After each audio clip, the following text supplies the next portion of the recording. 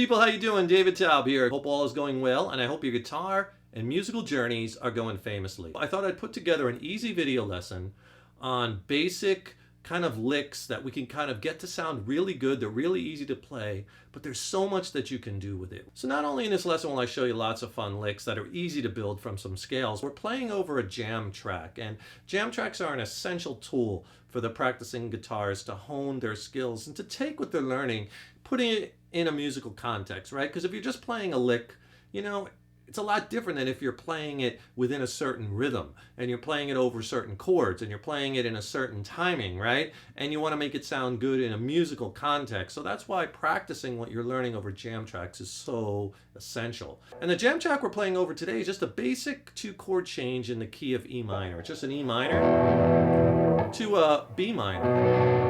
If you want to get this exact same jam track, this E minor to B minor kind of, you know, Pink Floyd-esque kind of sounding psychedelic track, click on the link in the description box below. I'll send you my jam track coach. 6 killer sounding jam track, but the kicker is I'll send you 2 ebooks with that.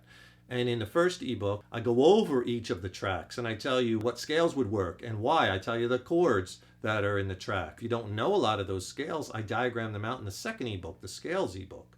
So it's a really good package, and I'll send it to you for free. All you do, click on that link below. Scales are the building blocks, right, to our licks, and in this particular instance we're in the key of E minor. As soon as you see that, 95% of the time you could use E minor pentatonic or E blues over all the chords. You can also use the E natural minor scale, and that's just adding 2 notes to the minor pentatonic scale. It's really easy, and you get those beautiful half steps in there. So at the 12th fret, right, you might use that E minor pentatonic scale.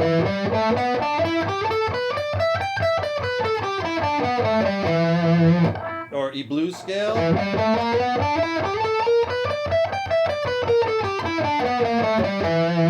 Or you could try the E minor pentatonic and blues expanded scale.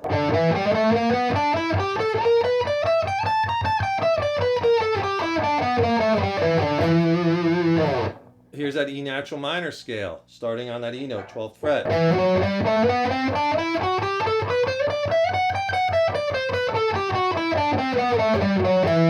Now I'm just playing these in the 12th position here, but obviously you want to learn the scale over the entire neck, right? And the notes in that E natural minor scale: E, F sharp, G, A, B, C, D, E. Right? Just one accidental F sharp. Now when you're soloing, of course, the big thing is not just the notes that you're playing, right? It's how you play them. You know, what you're doing with the notes, taking the notes and doing musically interesting things. If you noticed in the beginning of the solo, I was timing when the chords change and I was landing on certain notes as the chords change. And that's very, very important because you make really strong solo statements. Because remember, when you're playing this diatonic 7-note scale, or you're playing the minor pentatonic, the 5-note scale, some of those notes are going to sound good, but some of them might sound even better. You know, especially the notes that make up the chords or the chord tones. So just keep that in mind, the chord tones. An E minor chord has the notes E, right? Has your 5th, which is a B, and has the G, which is your flat 3rd. And in the B minor chord, you have your root, or 1, B. You have your 5th, which is your F sharp. And then you also have that D, your flat 3rd. So keep those notes in mind. Let's take those top 2 strings at first, right? So if we look at these 2 strings, the notes we were playing up here. Okay, so let's just create some licks. I'll show you some easy ways to start connecting things together. What I was doing at the beginning of the video is I created this little motif that if I was to play the solo long way, I'd kind of keep repeating that. Kind of very melodic. It's over the E minor chord, right? So all I'm doing there is I'm doing a string rake where I have my palm on the strings. I get that sound because I'm playing with my first finger barring the high E, B, and G at the 12th fret. And then what I do is I hammer from the 12th to the 14th with my 3rd finger. And you get that sound. Then I go back to the 12th with my first finger. And then 12th fret on the B string. There's first finger, that's the E note, high E string, B note. right? Notice I'm playing that B note, which is in the E minor chord. The E especially is in the root. And then you slide out of it. Now we're taking just a few notes, the E, the F sharp, and the B, and we're kind of just doing some musical things with them. We're hammering on, we're doing a rake, right? We're vibrato. A lot of vibrato. And the other thing is I'm leaving lots of space. It's a nice slow jam track. The chords are moving slow. You want to leave space. What I did next, I slid up. And again, I'm staying on the B string, but I'm just using a few notes, but I'm using slides now to create interest, right? I'm not just playing these notes like... That's not musical, right? That's not really sounds like music. It's playing everything in the same time and in the same way. Space, vibrato. See, I'm holding the notes for a while, mixing up the time, and that's how you're creating interest. So that lick was, all I did was I slid up to the 12th fret, hammer to the 13th, pull to the 12th, hammer to the 13th, and slid to the 15th with vibrato. Right, that time I picked the 13. You could hammer, pick it, whatever you want. Hit it twice. All those little nuances. Right? It's the nuances. Remember, it's not just the notes, how we're playing them. So,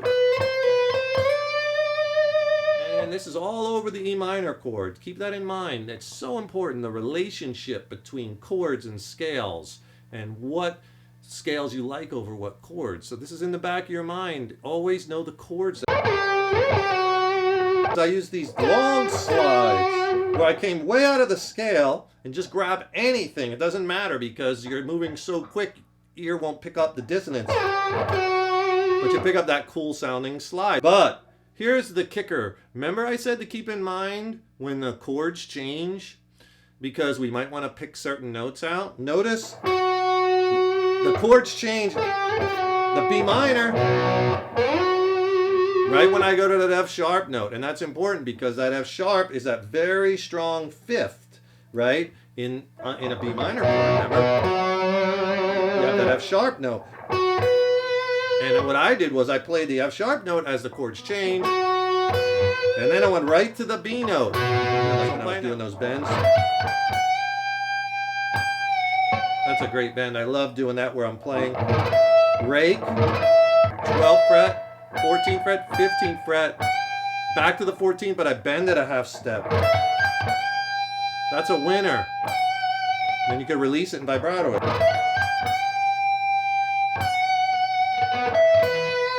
Then I go like 12th fret, high E, and there's my B note.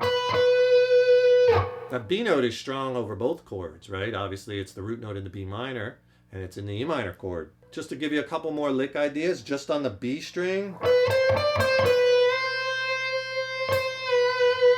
That's a really cool lick. All I'm doing there is, and anyone could do these. These are easy and fun and sound really good, right? 12th fret, 13th fret, is all on the B string. 15th fret, back to 13th, back to 12th, but when I get back to 12, half step bend with vibrato. I'm bending it to the 13th. Make sure you check your bend. Make sure you're not over or under bending it. And vibrato. You want to do some cool string bending to throw in there? A lick like that. I'm bending the B string. I'm bending that 15th fret up to the E note, the 17th fret. Sounds great over the E minor chord. And now when I let it down, I'm pulling off to the 12th on the B. And then I bend it back up. Release it. Bend it up again. I'll do it slow. And then vibrato it so you get licks like that. And just get lost in that track and really start listening. It's so important to develop your ear as a musician, as a guitar player. One of the most critical things you could do, I always tell my students that, develop your ear, because you'll hear these notes and these chords, your ear will start taking you to them, and then you'll start playing them. A lot of times, slow down. Don't play as many notes. Try not to play just a few notes. and make them sound good. Subscribe to the channel. That's really important because you'll know when those videos come out, and lots of our other content. It really helps us keep the content coming when you subscribe. Don't forget, get those jam tracks. Click on that link. Thank you so much for your support over the years. So appreciated. Keep putting those guitars in your hands every day. Stay positive, and remember, your guitar playing is an evolution. Take care and rock on.